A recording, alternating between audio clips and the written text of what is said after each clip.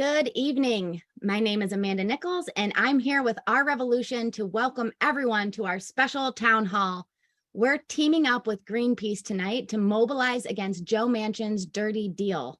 You'll hear all about what that toxic deal entails during this call, and we'll be taking collective action tonight to ramp up pressure to stop it.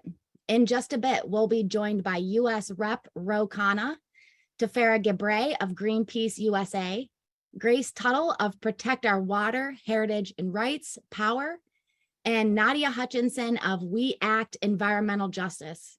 We have a great coalition gathering to organize here with all of us tonight, and we're so glad that you're here as well. If you're in the Zoom, you can kick things off by telling us your name and where you're from in the chat. Also in the chat, you'll see the links to share this live stream out to your own Facebook and Twitter. So please do that right now to help build this call. We need all hands on deck in this urgent fight for the climate and frontline communities. All right, let's see who we have joining in Zoom already. We've got Dale Jackson from Ohio, Lori from Oak Park, Illinois, Jan from Long Island, Amy from Connecticut, lots of people tuning in, holy moly. Elsie from San Francisco, we've got Mary from Wisconsin, Pinky in Throop, PA. We've got someone from Kathy from Ipswich. For folks who are calling in on the Teletown Hall service and those tuning in on our social media streams, we would love for you to transfer into the Zoom with us. We're going to drop that link in the comments under our social media streams right now. So click that link and join the action here in Zoom. You can go to ourrev.us/Zoom. Again, if you're just tuning in, my name is Amanda Nichols, and this is our special town hall to stop Manchin's dirty deal. Our Revolution and Greenpeace are teaming up to mobilize against this disastrous backroom deal to fast track fossil fuel projects, which will effectively zero out recent climate steps made in the Inflation Reduction Act.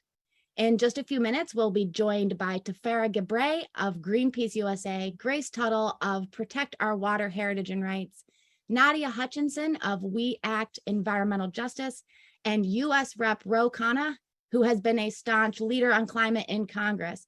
Also tonight, we'll be doing a mass call-in to ramp up grassroots pressure on the Senate. If you want to go ahead and make that call right now while folks are still trickling into the town hall, that's great. We encourage you to do that at the link that we're dropping in the chat right now. It just takes a minute, and we've got a handy patch through tool for you to use. But if you're nervous, don't be. We'll be doing a demonstration at the end of the town hall to show you just how easy it is. One call doesn't seem like much, but the cumulative effect of all of us calling in can really help tip the balance in this urgent fight. The chat is still very active. We've got Joel from Orange County, California, Neil from Eugene, Oregon. We have Larry in New Jersey and Beth in Oakland, New Jersey. Mark Imlay in Maryland. Tons of people. Chat's going wild. And we've actually got 3,000 or more people listening in on the phones right now. So please, before we get started, use this chance to switch over to Zoom. We want Our Revolution folks, Greenpeace folks, all the various parts of our coalition who are tuning in tonight to be able to interact and organize here in the Zoom room together. Go to ourrev.us/Zoom. I'll read a couple more names. We've got Michelle from LA. We've got Angie Bostic is here. Michael from Ohio. Jamie Sagarin in Baltimore, Maryland. Who have I missed? Lots of people. Arlene in Manhattan.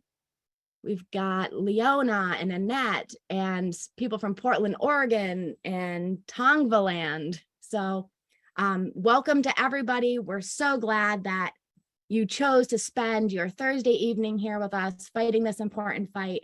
And with that, let me hand it over to our host for the evening, Our Revolution Campaigns and Communications Director, Paco Fabian. Paco, take it away. Thank you very much, Amanda. Good evening, everybody, and welcome to our live town hall to stop Manchin's dirty deal. My name is Paco Fabian. I'm the Campaigns and Communications Director here at Our Revolution, and I'm going to be your host this evening. Hopefully I can make it an entertaining one for you guys tonight. So right now we've got hundreds of Our Revolution members, hundreds of Greenpeace USA members, folks from Power, folks from We Act, all joining in the Zoom room, and thousands more are tuning in online and through our Teletown Hall service. So thank you so much, everybody, for joining us. For those that are in the town hall service and on social media, you can join us on here in Zoom. It's a more interactive experience. I see a bunch of emojis floating around. It's pretty cool to see the reactions from folks. You can just go to rrev.us/Zoom,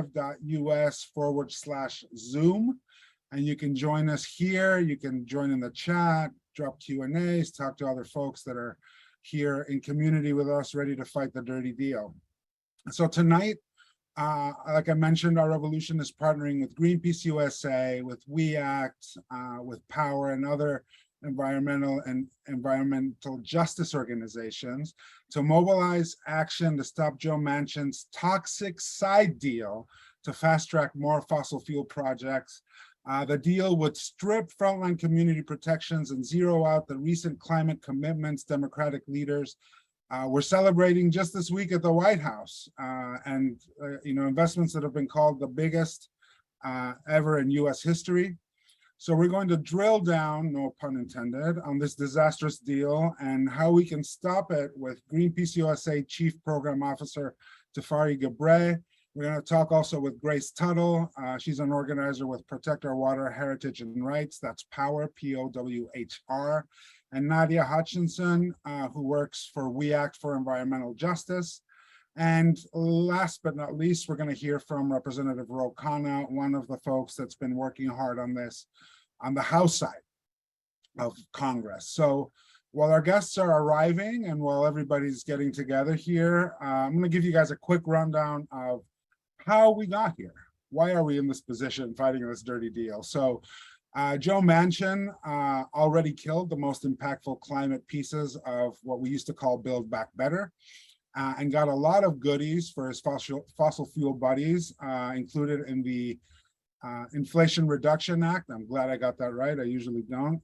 Tying renewable energy development to leasing land for drilling, for example, and protecting $15 billion, that's billion with a B, a year in fossil fuel subsidies to an industry that, as we all know, is making money hand over fist. Not too long ago was raising gas prices to ridiculous levels. And so they don't need that money. They don't need any more help from us. They're doing fine. But that's not enough, apparently, for Joe Manchin. He wants even more, and Democratic leadership agreed to give it to him in a secret backroom deal last month when they were securing his vote for the Inflation Reduction Act. But after all Manchin has done to decimate the Democratic agenda this year, reneging on his commitment to vote for the long negotiated Build Back Better, that's one of the things topping the list of the many things he hasn't, he said he was going to do and then didn't. I don't know how you guys feel, but I feel like we don't know Manchin anything. And we certainly can't let him hold us hostage by attaching this toxic deal to a must-pass continuing resolution to fund the U.S. government that will be voted on by the House before September 30th. If that doesn't get voted on, then the government shuts down. And believe me, nobody wants to shut down the government a month before an election.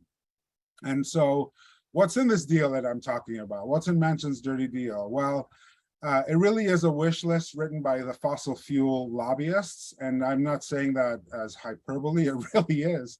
The leaked draft literally bore the watermark of the American Petroleum Institute.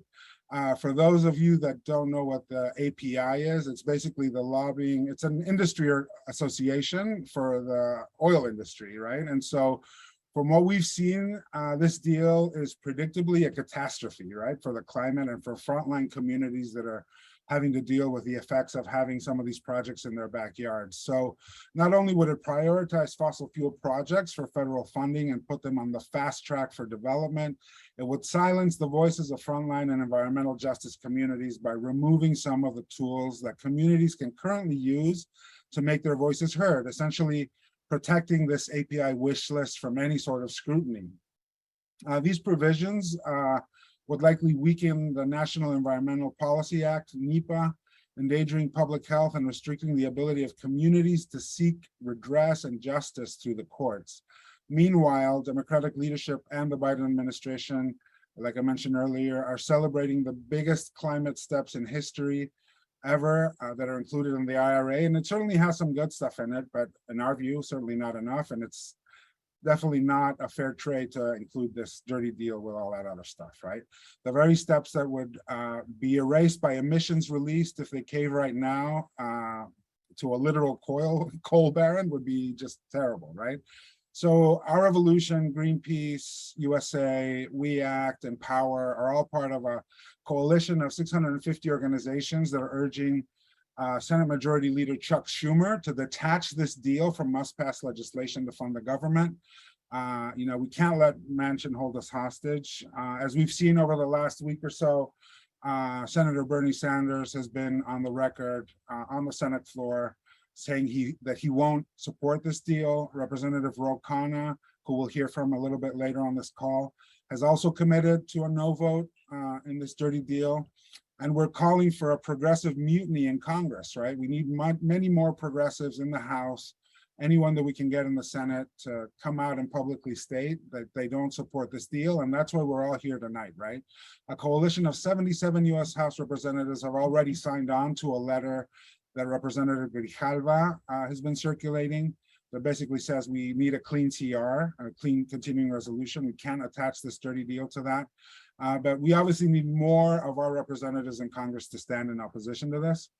And we're here tonight to do that, right? To raise the number of our elected representatives in Washington that are willing to stand up and say, we don't want this deal and a continuing resolution to fund the government. So let's do what we're really here to do, which is mount collective pressure on the Senate and the House to stop this deal in its tracks. We need everybody on this call tonight to stand with frontline communities, stand with science, stand with people and planet over profits and lobbyists and the fossil fuel industry. So we need you to go to the link that's being dropped in the chat right now. That's getting dropped in the Zoom room. It's getting dropped in Facebook. It's getting dropped on Twitter, everywhere we can drop it. So that you can make a call to your representative in the House and basically ask them, to sign on to Representative Grijalva's letter to make sure they separate this dirty deal from a must-pass bill to fund the government, that they commit to not fast-tracking new gas or oil projects, that they don't commit to passing or fast-tracking more carbon pipelines, and that they don't cut any safeguards for impacted communities. So that's what we're here to do tonight. I will be talking about this. Take a minute, click on the link, make the call, and we'll do it over and over again so we can get this message loud and clear to House members that we don't want this dirty deal and any legislation that's a must-pass legislation. So it's time to go to our guests. So let me bring on our first guest of the night. It's my pleasure to introduce Tafari Gebre. He's Greenpeace USA's Chief Program Officer. I met him when I was in the labor movement and he was in the labor movement. So somebody I've known for a little bit. Tafari, thank you to Greenpeace USA for partnering with Our Revolution tonight to mobilize folks to take action on this fight. We really appreciate it. And thank you for joining us tonight. How you doing? Great, thank you, Paco. Thank you, Our Revolution. And this is what solidarity looks like, us coming together and fighting this dirty deal. Paco, as you said, Senator Manchin made a deadly handshake deal with Senate leadership to fast track the approval for oil, gas, and coal projects. This deal will sacrifice lives, locks communities into more pollution, silence our voices, sabotage our climate goals. This dirty deal would greenlight more oil and gas projects that will drive us towards climate catastrophe. The science is clear, brothers and sisters. If we want a habitable planet, we cannot afford this dirty deal. We cannot greenlight more oil, more gas, and more coal projects to go on. This deal would sacrifice millions of people in the frontline communities on the altars of corporate greed, especially in places like Alaska, Appalachia, and the Gulf Coast, and anywhere and everywhere. Sisters and brothers, pollution from the fossil fuel industry already leads to 1 in 5 premature deaths globally. It also leads to increased rates of asthma and cancer and pregnancy, really in communities that are seeing a lot of economic depression. This dirty deal will give the fossil fuel industry free rein. It would get environmental review. It would get public comments for new oil and gas projects. It will silence our voices on proposals that will threaten our water, land, and public health. It will undermine the National Environmental Policy Act, otherwise known as NEPA, and the Clean Water Act. It is literally a page out of Donald Trump's playbook. When Donald Trump weakened the NEPA, in a move that the New York Times called, and I quote, one of the biggest and most audacious derogatory action of the Trump administration. And that's saying a lot.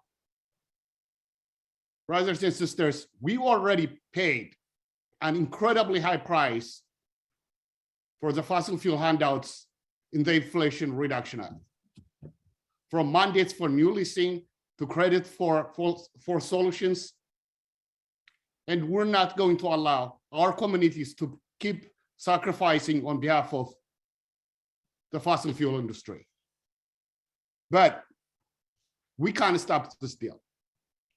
2 senators made this deal, but House leadership is not on board.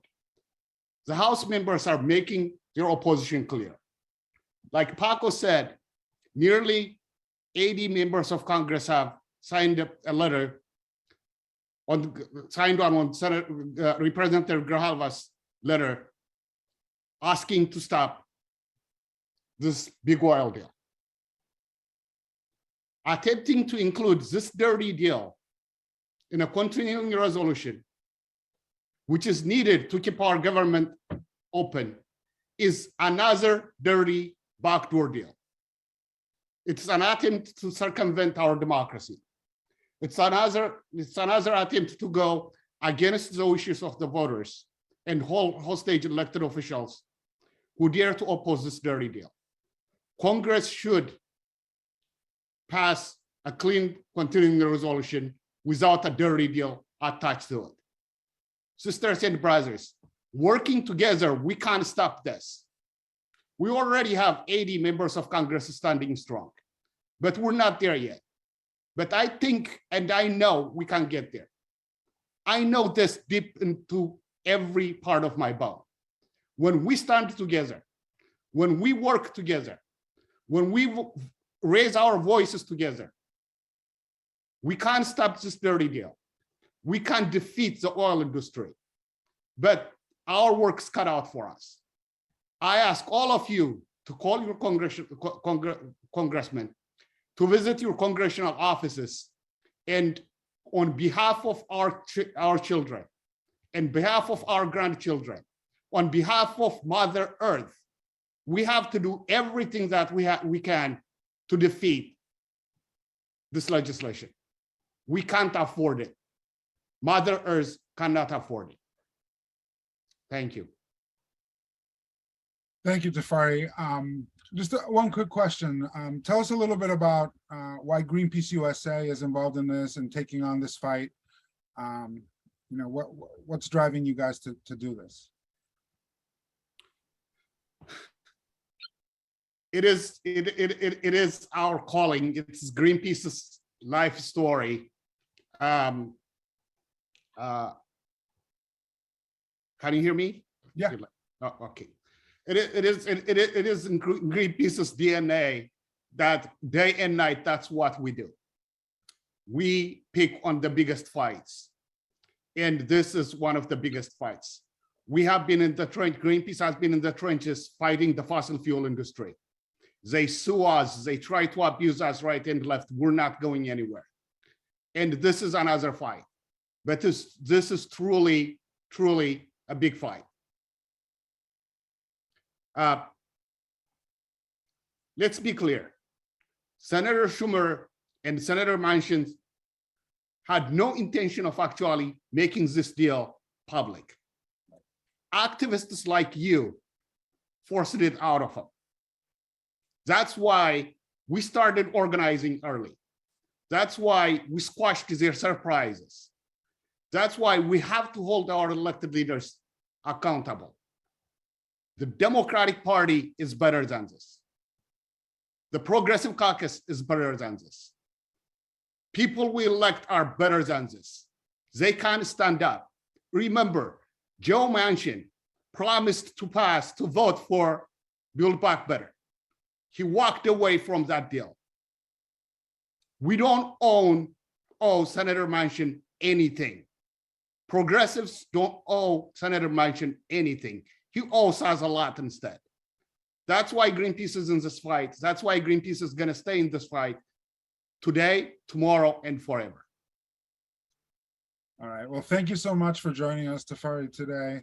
Really appreciate it. And it's great to see our revolution activists, Greenpeace USA activists, and power activists, We Act for Environmental Justice activists all together here taking action. Obviously, there's many other groups that are doing it, and we're all supporting each other on this and supporting the frontline communities that are dealing with it. So thank you so much for joining us. And all right, you guys heard it from Tafari. Let's go ahead and try to make a couple calls here in between guests, right? It just takes a minute and you'll be done very quickly. You can leave a quick voicemail. The link is getting dropped in the chat right now. For those on the phones, all you have to do is go to ourrevolution.com/Manchin. I'm sorry, /dirty-deal. And you should be able to get there. It takes literally 1 second. You put in, the tool will call you and connect you to your representative. Also, shout out to the almost 500 folks that are joining us here in the Zoom room, but there's almost 3,000 people that are on BroadNet. I'm just looking at the numbers right now on this part of my screen. It's pretty awesome to see so many people here taking action. So again, if the 461 people that are on Zoom take action now, that would be awesome. If the close to 3,000 people that are on their phones go to ourrevolution.com/dirty-deal/, we can make a huge impact right now, tonight, and kick off this campaign to kill the dirty deal in a very, very strong way. So thank you to folks that are taking action now. We really appreciate it. And now I'm happy to bring on our second guest of the night, Grace Tuttle. Grace is an organizer with Protect Our Water Heritage Rights, Protect Our Water Heritage and Rights, POWR, POWHR. And she also is an organizer with People versus Fossil Fuels. She works in these coalitions to protect water, life, and communities from the proposed Mountain Valley Pipeline, which is a Manchin priority. It's something he really, really, really wants and something he hasn't gotten yet. And the MVP Southgate extension, MVP being Mountain Valley Pipeline, and to unite with other frontline fights to end the era of fossil fuels. Grace, I'm so happy to have you on the call. So glad you were able to join us tonight. Tell us a little bit about POWR and what the organization is all about. Thank you, Paco, and thank you so much, everyone, for having me here. I'm really honored to be part of this discussion and to fight alongside all of you. So Protect Our Water Heritage Rights, or POWR Coalition, is an interstate coalition representing folks from West Virginia and Appalachia. We're dedicated to protecting water, land, mountains, and communities from harms caused by the expansion of the fossil fuel industry, particularly the Mountain Valley Pipeline and the Mountain Valley Pipeline Southgate extension into North Carolina. And we will not be sacrificed alongside other fossil fuel invaded communities from the Inupiaq communities in Alaska, where the Willow Master Development Plan is cited, all the way across the country to the Texas and Louisiana Gulf Coast communities. who already had to make unbelievable compromises in this so-called deal and climate bill. So we are grassroots, we're neighbor to neighbor, we're community to community. We have a strong coalition that has relentlessly resisted this project since it was announced in 2014. And this movement has grown to be part of a nationwide coalition opposing all fossil fuel projects, like you said, and we fight together with other frontline communities for a future that is just and sustainable. And like you said, we're part of the People versus Fossil Fuels Coalition, which is a frontline coalition of over 1,200 climate justice oriented groups. So yeah, that's a little bit about us. That's awesome. So Grace, one of the lowlights of this dirty deal, as you mentioned, is that it could potentially legislate the completion of the Mountain Valley Pipeline. Can you give us a little more detail about the Mountain Valley Pipeline, what its status is, what you guys have been able to do to try and prevent it from completion, and how it all relates to this dirty deal? Absolutely. So I'll start off again by saying that we have already compromised with the IRA and we're not compromising anymore. And these provisions are intended, like you said, to push fossil fuel projects through without adequate consideration of harms to the environment and affected frontline communities, and to force the completion of the Mountain Valley Pipeline across Appalachia by granting permits in some versions we've seen almost immediately and potentially overriding all existing law and process and potentially restricting all judicial review of those permits. So a little bit of background about the MVP. It is a 42-inch diameter, 303-mile long fracked gas methane pipeline. It is incomplete. It is unnecessary. It is just steamrolling its way across northern West Virginia down to southern Virginia. And like we mentioned, the MVP Southgate extension would extend another 75 miles into North Carolina. In a huge affront, a further affront to frontline communities and climate science's mandate to end the era of fossil fuels, this dirty deal proposal could, like we said, promote the explicit completion of this project amongst other horrible provisions. And so, our coalition has opposed this since it was announced, like we said.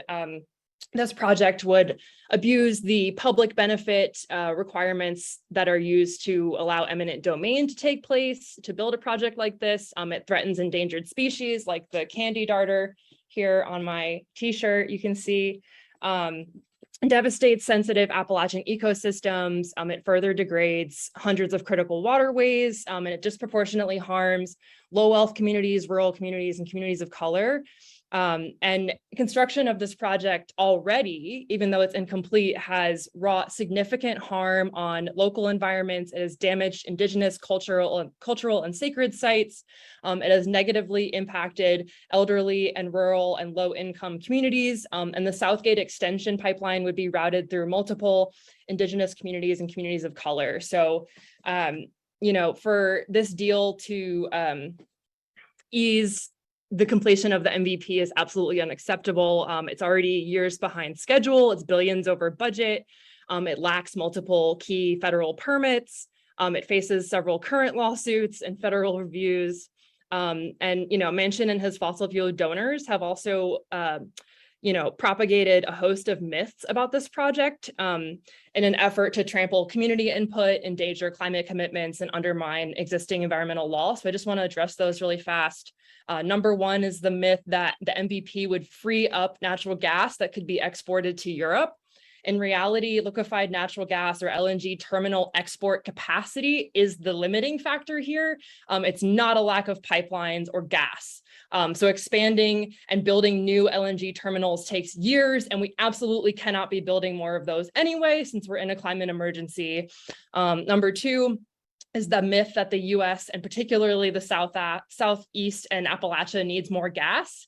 That is not true. Gas demand in our region is actually expected to fall by 7% by 2030. And number three is that crazily, they claim that the MVP would reduce greenhouse gas emissions. This is absolutely not true. It would add millions of tons of greenhouse gas emissions every year. So in addition to all of the heat waves, the wildfires, the catastrophic flooding that we've seen in Appalachia, worldwide droughts, the horrific floods in Pakistan, the heat waves in India, all of these things are driven by climate busting fossil fuels, and burning any more methane is inherently unsafe. Yeah, no, it's, I mean, you know, the signs are all around us, right? It's pretty clear what's going on, and the last thing we need is more of this stuff. So, you know, what would approving the Mountain Valley Pipeline by way of legislation, right? What could that potentially signal for other projects that are happening? And, you know, I got a comment in the chat of other projects beyond the Mountain Valley Pipeline that this dirty deal could potentially benefit. So, you know, what could that mean to future fossil fuel projects, right? If this gets legislated, or if the MVP gets legislated into existence again? So what this would do to particularly Appalachian communities is that it would again put us in the position of being used as a bargaining chip. And this is only the latest example of what it means to live in a sacrifice zone, which is something that we are working very hard to change about Appalachia and Appalachia's reputation. And communities like the ones threatened by the MVP are, you know, and other projects like this are too often the targets of this type of fossil fuel extraction and greed. Explicit greed at the cost of our precious mountains, health, communities, and water. And so for decades, the fossil fuel industry has destroyed Appalachia's ecology, economy, and our well-being. So it's really no surprise that we're being threatened by this fast tracking of the MVP, as well as the gutting of our core environmental and community protections. And I also just want to shout out, you know, a state that's very misunderstood, like West Virginia. So Power is made up of many people, many groups from West Virginia. We work very closely with West Virginians to protect communities, waters, and sensitive ecosystems. And, you know, we understand that West Virginia has long faced critical challenges to health, to safety, and economic viability because of extractive industry. And, you know, some of the areas hit hardest by these boom and bust cycles are now bearing the brunts of the climate catastrophe. So, you know, we're done being a sacrifice zone, and we're uniting in solidarity with all of the other places that are treated like sacrifice zones in this bill and otherwise. And, you know, I just want to address some of the provisions that would impact our communities. So the gutting of the, which we've already mentioned, the National Environmental Policy Act and the Clean Water Act would gut public comment and tribal consultations on projects like this and the MVP. And NEPA is a bedrock environmental law. It helps ensure federal agencies fully assess the effects of proposed actions on people and the environment. It requires, you know, intensive reviews on all the different types of impacts, and it provides opportunities for meaningful input for communities. And so, you know, for our communities, this process as it stands right now is already, the burden is so much on the communities. The amount of time, work, resources that it takes for grassroots groups like us to participate in these NEPA processes and these Clean Water Act processes as they exist today. Don't get me wrong, they're vital and we absolutely count on them, and they must be protected at all costs. But already they need to be strengthened. These agencies need to be fully funded, the reviews need to be robust, and the opportunities for public participation need to be expanded and not gutted. It already takes demystifying thousands of pages of documents, going to public hearings where there's a heavy police presence, and, you know, the members of the communities are often scorned by authority figures. So this side deal and fast tracking the MVP would erase years of our community involvement under NEPA, under the Clean Water Act, these critical avenues that we have to protect community input and, you know, prioritize our input and our lived experience. So it needs to be more than box checking, and mandating permits is just unacceptable. So let's strengthen these protections instead, and let's keep demanding our seats at the table. And one last thing here, changing the rules when communities like ours have success. North Carolina, for instance, denied a Clean Water Act Section 401 permit for the MVP Southgate to prevent unnecessary harm. Well, if this side deal passes, their ability to protect their communities from that harm could be taken away. So this side deal is a direct response to environmental justice and community victories And we absolutely must protect these vital protections. Yeah, no, that's right. I mean, it's definitely a reaction to some of the success that we've seen in fighting against some of these projects, right? So just turning to Congress now, right? You guys, Power, and a bunch of other groups were recently in DC participating with other communities in a protest against this dirty deal. You also held over 50 lobbying meetings with representatives in the House, and I assume the Senate as well. Can you tell us about what you heard in those meetings? How are folks responding to what you guys have to say? Yeah, and thank you for shouting that out. And also shout out to Nadia, who was a big part of our mobilization and who, repped this mobilization alongside many other frontline communities. And so we united with frontline leaders from Appalachia all the way to Alaska to send one united message to those decision makers in Congress. We're not your sacrifice zones. We were not at the table when this dirty deal was negotiated, and we will not allow the only protections that we have, which themselves are not sufficient to protect our communities, to be eroded, or the MVP to be approved in this incredibly unjust way. And so we met with many leaders in Congress, like you said, many of whom you've already mentioned the letter with almost 80 signatures, many of whom are ready to fight with us against this side deal. And they heard us loud and clear when we came as a united group of frontline delegations and brought that power to their offices in DC. However, there has been word of some so-called climate champions or other folks in Congress who are talking about how this could be good for renewable energy, which I think Nadia is going to speak to, and some other myths about this. So there are still many members of Congress, senators and representatives that need some more convincing. So it's really, really critically important that y'all are on this call tonight, because we need you to continue your outreach to your representatives, share your stories, share your opinions as a constituent. We have to make sure that any changes to our critical protections take into account those communities who are going to be hurt first and worst, which are so often Black, Indigenous, and rural communities where these projects are sited. So severely weakening NEPA and the Clean Water Act will cut out those voices of those communities. So we have to continue to make sure that our leaders in Congress understand and are prepared to act and help us protect our communities, and know that that is much more important than another gift, another handout to the fossil fuel industry. That's right. So if there's any questions for Grace in the chat, feel free to send them. I think, Grace, I got one that said, besides the MVP, what other, fossil fuel projects are potentially going to be benefited by this dirty deal? Do you have a sense of any of the others?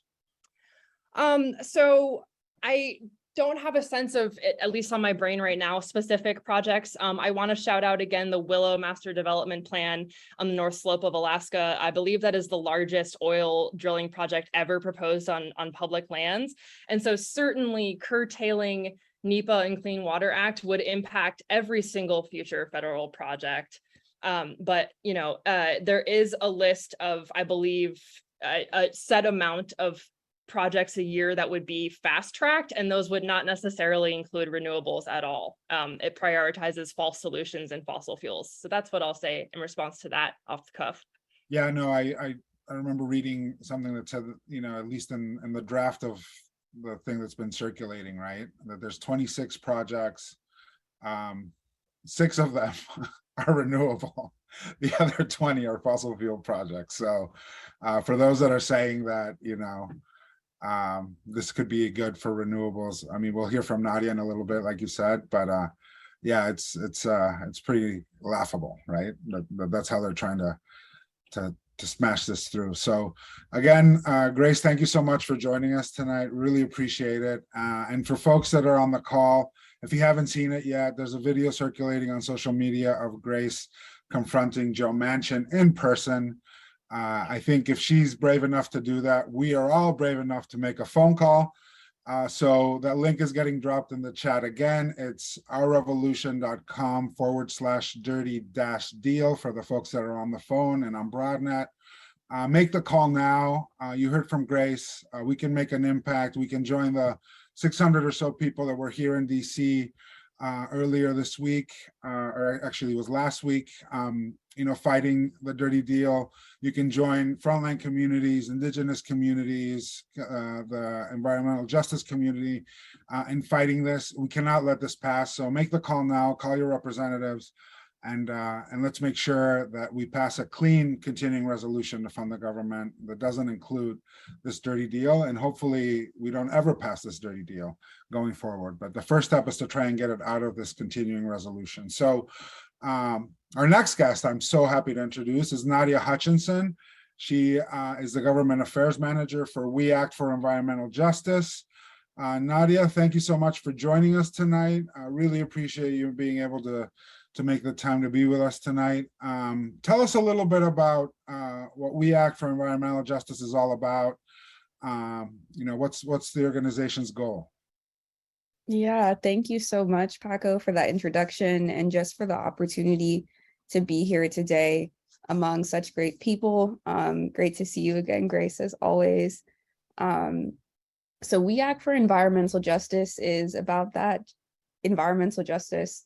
So we are based in Northern Manhattan. We are one of the oldest people of color-led environmental justice organizations in the United States. And we also have a DC office, which is one of the only standing environmental justice focused offices in the DC area. We convene the Environmental Justice Leadership Forum, which is a coalition of over 50 organizations representing 22 states, all focused on grassroots environmental justice advocacy. At We Act for Environmental Justice, we're really focused on stopping sacrifice zones. I think it's really important within the context of talking about environmental justice to recognize the history that the environmental justice movement was founded upon. So the environmental justice movement really started from the lack of exclusion of people of color in environmental conversations. And so like the civil rights movement, the environmental justice movement is really founded on equity. And I think that's what we're currently grappling with right now. There is no equity in fast tracking projects and excluding our voices. There is no equity in completely curtailing the democratic process. And there is no equity in seeing our communities poisoned again and again and again. So that's why we're linking together with so many amazing organizations to fight this dirty side deal. We cannot sacrifice our communities any longer. I saw someone in the chat say something along the lines of like, there's almost no communities left to sacrifice. And I completely agree with that. We are seeing cancer alleys, and we're seeing water crises, and we're seeing wildfires everywhere. And our climate is in a severe state of crisis. And so this is a really great opportunity to band together, not only to fight something, but also to band together and dream and create something new.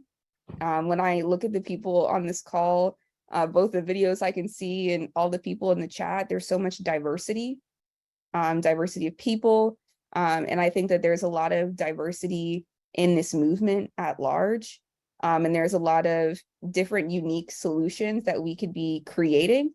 And we need to come together and be able to talk to create those solutions. And that's something that this side deal squishes. It really gets rid of this opportunity to actually engage on the solutions that we want to see in our communities.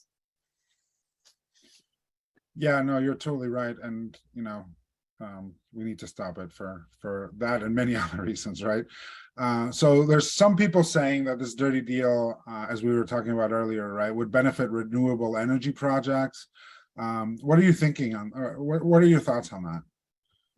Yeah, it's really concerning to hear clean energy being kind of put against environmental justice and climate justice, because our communities need clean energy, I'd say the most. So in environmental justice communities, we're more likely to have asthma, to have different health conditions, more likely to really suffer from high energy burden. So a lot of our communities need clean energy urgently, and we're advocating for and wanting this clean energy, but that clean energy shouldn't come at the cost of us being sacrificed. And so I really think it's troubling when clean energy is being pitted against environmental justice, because these communities should be going hand in hand, actually, because we all want clean energy and we want that through a just transition, which means no one being left out of the conversation on how these projects will be done. So I can say we all want renewable energy, but we want to make sure that it doesn't come at taking away the land and sovereignty of our indigenous communities and tribal nations.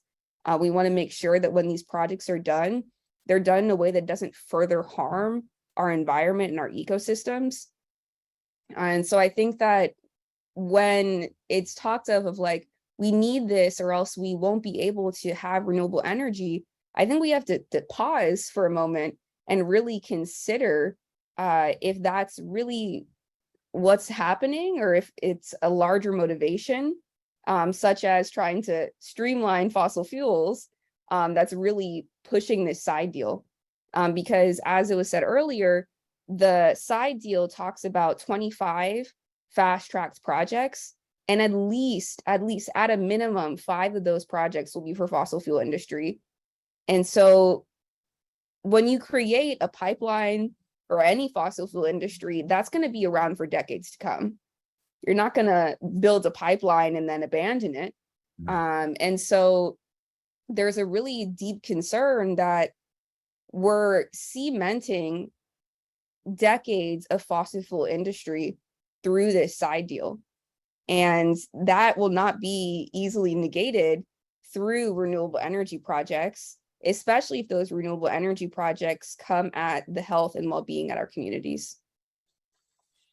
That's right. And there's also concerns about the impact that this dirty deal will have on, the ability of communities to engage in revisions or outright oppose permitting for fossil fuels and other projects that pose a danger to the community. Can you give us your thoughts on that as well? Yeah, so that's something that is also really troubling to me and to so many of us that are fighting against this. So in the text, it talks about limiting the public comment process to 60 days for fast track projects, 30 days. It also makes it so that if you don't submit a public comment, you can't later litigate. That's really, really troubling. The courts are not a perfect system, as we all know. However, it's one of the few tools in our environmental justice toolbox to block projects. So we're really seeing this silencing of environmental justice communities, of concerned citizens.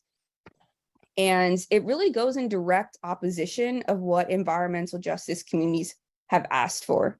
So the Environmental Justice for All Act, it was a grassroots bill that was created hand in hand with communities. And that text asked for a 90-day public comment period. It also asked for the consideration of cumulative impacts under permitting. And this side deal is doing the exact opposite of that. And even the process in which the side deal has gone about goes in the different direction of what environmental justice communities are asking for. So a big principle in environmental justice is the democratic, or the HIMES principles of democratic organizing. And this side deal completely sidesteps democracy. So this side deal was a closed door deal between Schumer and Manchin that none of us have had the chance to be a part of. And if anything, we are all violently and vocally opposing this side deal. So there's letter after letter after letter coming out from grassroots groups opposing this side deal.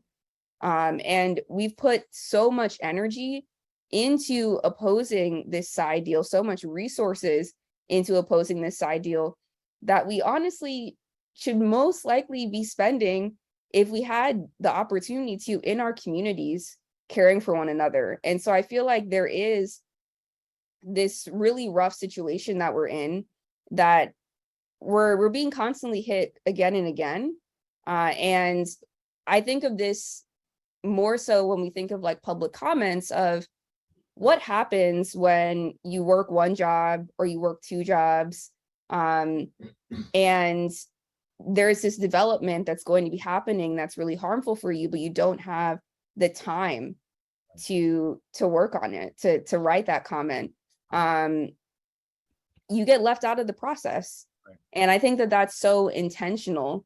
And that's something that I think is a really big concern when we think of this side deal, is that it's going to continue America's history of inequity. Thanks, Nadia. If folks have any questions for Nadia about any of the sort of more technical things that she was just talking about, or any questions about the technical parts of this dirty deal, please put them in the chat. I'll try and pick out one or two, or put them in the Q&A section. But in the meantime, Tafari wanted to jump in while Nadia was speaking. So Tafari, you had something to say? Yeah, just the most troubling part of this deal is actually, in a goose of clean energy and fast tracking clean energy. There are some things that are dear to our hearts. There are some things that we hold dear in our community, and that is the Clean Water Act, and that is the National Environmental Protection Act. Even any kind of project that's even fits for clean energy, it's not worth sacrificing those things. And all those projects should go through the process, they wait in line and go through those processes. That is just absolute red herring to use clean energy and fast tracking clean energy. And by hard won, people fought for those rights, for those regulations, to give away those regulations. I just wanted to highlight that. Thank you, Tafari. Thank you, Nadia, so much for joining us. Is there anything else you wanna tell folks that are on the call or listening online? Again, we've got about 500 people here in Zoom and almost 3,000, wow, in BroadNet, and I haven't even looked at social media yet, but hi to everybody out there. Thanks for being with us tonight. Yeah, I just wanted to say one last thing. Engaging in stopping this permit side deal has been really frustrating, but also has given me lots of hope. Grace, that the rally that you helped put together last week was inspiring to see so many people banding arm in arm from across the United States to say that we oppose what is happening. There is a comment in the Q&A that is the public comment deadline closed. In many ways, the calls that we give our senators and our House of Representatives is that public comment opportunity, and the only public comment opportunity that we'll get on this bill. So if you have the time, make those calls, ask your representative, do not sign this side deal. Even if it means that we need to shut down the government, because we can't sacrifice our communities.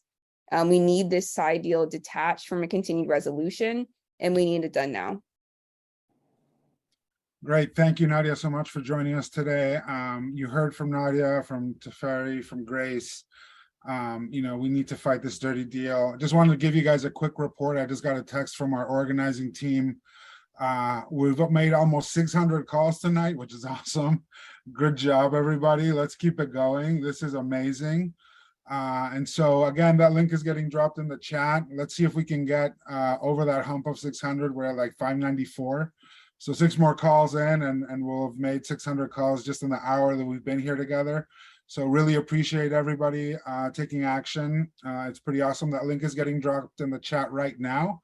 It's ourrevolution.com/dirty-deal /. And so make the call. We'll do it again after we speak to our next guest, who is joining us tonight. Last but not least, certainly not least, we're excited to bring up Representative Ro Khanna to round out this amazing call. Ro's been a steadfast ally on climate and the environment. He's been grilling fossil fuel executives under oath, and now is helping to lead the way in the House to stop this dirty deal. Ro, it's great to have you back with us on one of our calls tonight, and to have you on our side in this fight. Not too long ago, Bernie Sanders came out as a no vote in the Senate on on the spending bill if it includes the pipeline dirty deal, and we're hoping that we can get enough of your colleagues to join as well on the House side. So tell us a little bit about what the state of play is in the House. What have you heard and what's going on this?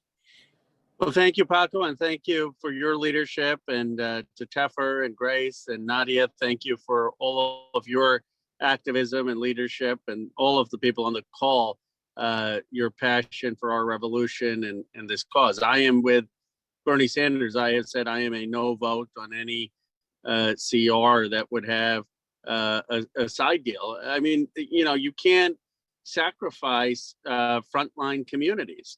And that's what this would do. It would basically allow expedited permitting for fossil fuel projects through communities that are winning those fights on the ground. They have won those fights legitimately in court, and this would give the president the ability to just ride roughshod of years of struggle, years of opposition, and give a green light to fossil infrastructure. It would also cut down the number of days to just 150 days to bring a claim under NEPA. Now, we know that a lot of times it takes more time to organize. I mean, it's sort of the people writing this don't know how much it takes to organize a community, to figure out what the harms are. Those harms aren't apparent right away. And there's no rationale for cutting it down to 150 days. In fact, it would lead to more frivolous lawsuits because people would just be filing a lawsuit before the 150 days to mark their time. So it's not well thought out. And the other thing is, look, candidly, I have said that if there are times where we want to have renewable energy streamlined, we can talk about that. But that's not this bill. This bill is streamlining fossil fuel infrastructure, and there are ways to expedite renewable energy without gutting NEPA. You can have more people hired to expedite the process of review. We can discuss other things that need to be done in how we can expedite the building of that, and many of the environmental groups are, but that is not what this represents. So where are we? We're at a place where a lot of progressives have expressed these concerns to the speaker. Many people have said they prefer a clean bill, but frankly, we need more people to say what Bernie Sanders and I are saying, which is we're going to be a no vote if push comes to shove on this. And the blame is not going to be on those voting no for any government shutdown. The blame is going to be on why they're not sending us a clean CR. They could send us a clean CR tomorrow, and I'd compromise on that clean CR because I do believe keeping government open is the highest priority. But I'm not going to be pushed into supporting something that so fundamentally is putting the most vulnerable communities at risk.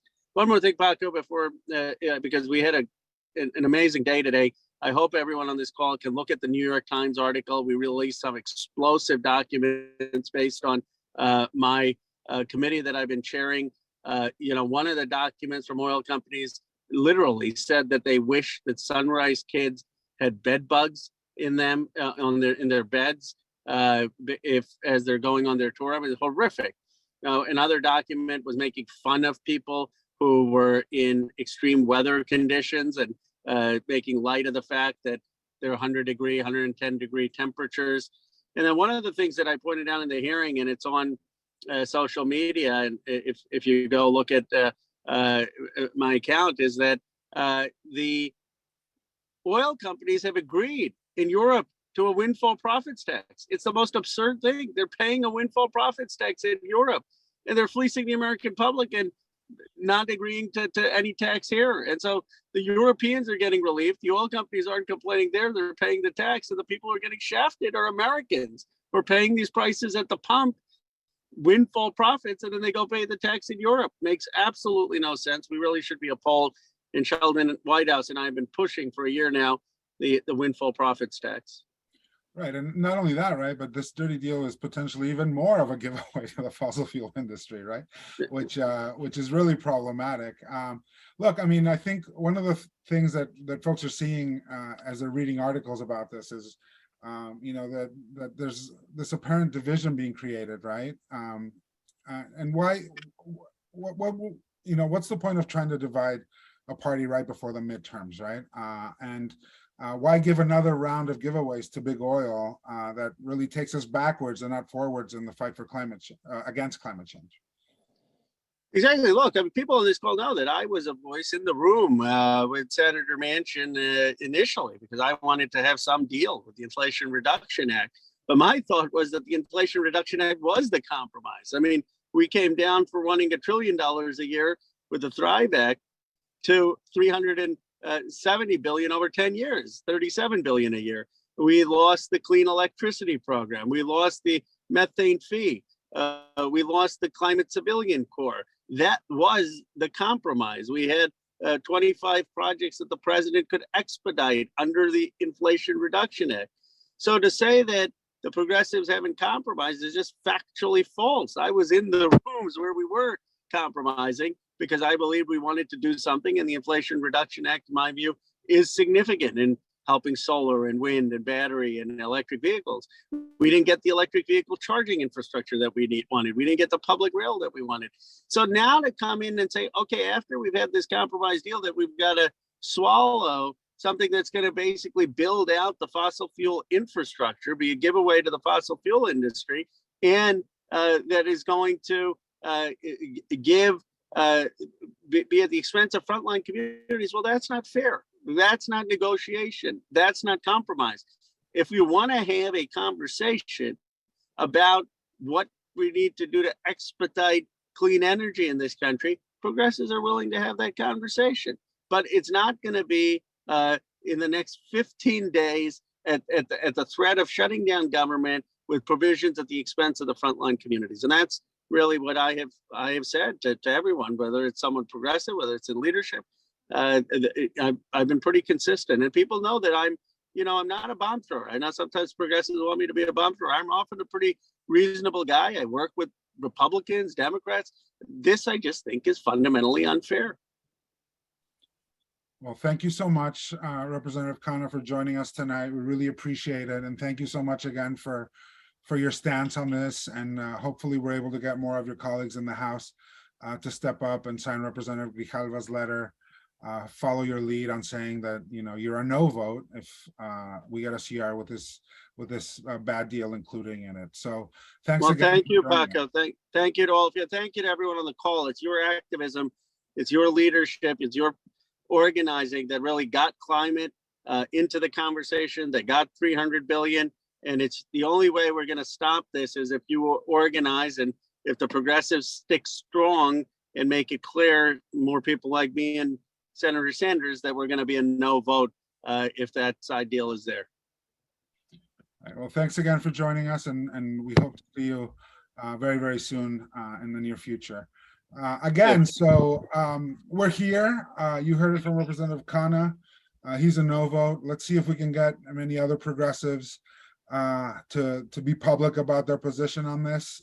So anybody that hasn't made the call yet, and again, we're over 600 now, so great to see you guys on the call taking action. But if you haven't done it yet, I'm going to do a quick demonstration right now to show you guys just how easy it is, right? So I'm just going to the website. That link is getting dropped in the chat right now. I'm putting in my name. I'm hitting make the call. It's really that fast. And you can see I'm getting a call here, hopefully very soon. There it is. It says spam risk, but it's really not a spam risk. So let me put it on speaker. Hello, Paco. Thank you for participating in the No Fast Tracking Fossil Fuel Projects campaign. Connecting you now with Nancy Pelosi, Representative. Thank you for calling the Office of the Speaker of the House, Nancy Pelosi. We value hearing from you. To listen to this menu in English, please stay on the line. Para la prensa española 5. If you would like to voice your opinion, share feedback, or pass along your personal story to Speaker Pelosi, please press 1. You would Thank you for calling the office of Congresswoman Nancy Pelosi, Speaker of the House. As a constituent of California's 12th District, your views are very important to us. Please leave your comments at the tone.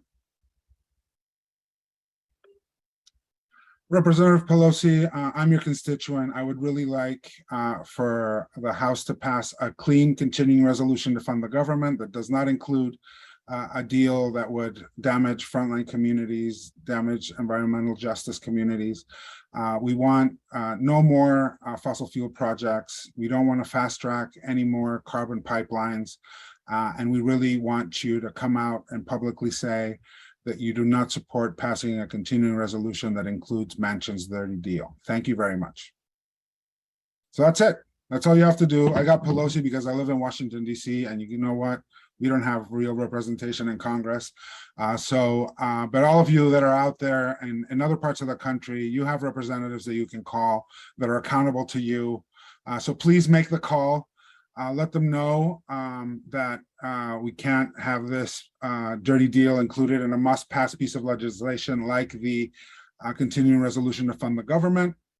It's going to do a lot of damage, and we can't have that there. So again, thank you everybody that joined us tonight. Hopefully everybody made the call.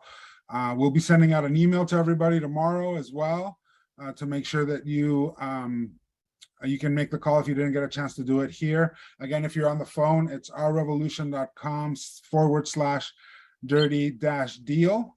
And so just want to do a couple little things here before we wrap up the call. Again, after seeing some of you of the work that we're doing, we hope you'll join us for our next organizing call, which is going to be on September 26th. Hopefully by then we will have killed this deal in the continuing resolution, but if not, we'll be working on it again. I will be going live a week from next Monday with the amazing guest, Jamie McLeod-Skinner, who is in a fight in Oregon to get elected and replace one of the worst members of Congress we've seen in a while. I will not say his name. We proudly backed Jamie in the primary, and she defeated Kurt Schrader. I said I wasn't going to say his name, but here I am. I said it. In Oregon's 5th district. And now she goes head to head against the GOP in November. So we're dropping that link in the chat right now. Sign up, RSVP, join us next Monday. Thank you again to all our guests, to Tafari, to Grace, to Nadia, to Representative Khanna for joining us tonight. Thank you to Greenpeace USA members who took action, to We Act for Environmental Justice members who took action, to members of Power, and to all the other activists out there that joined us tonight to make calls. It's amazing that in an hour we were able to crank out over 600 calls. That's great. Imagine what else we can do if we keep growing this movement. So in that spirit, I'm going to end this call the way we end all our calls here at Our Revolution, by using our chant. When we organize, we win. When we organize, We win. Win. when we organize, We We win. win. All right, thanks everybody. Good night. Let's keep the fight going.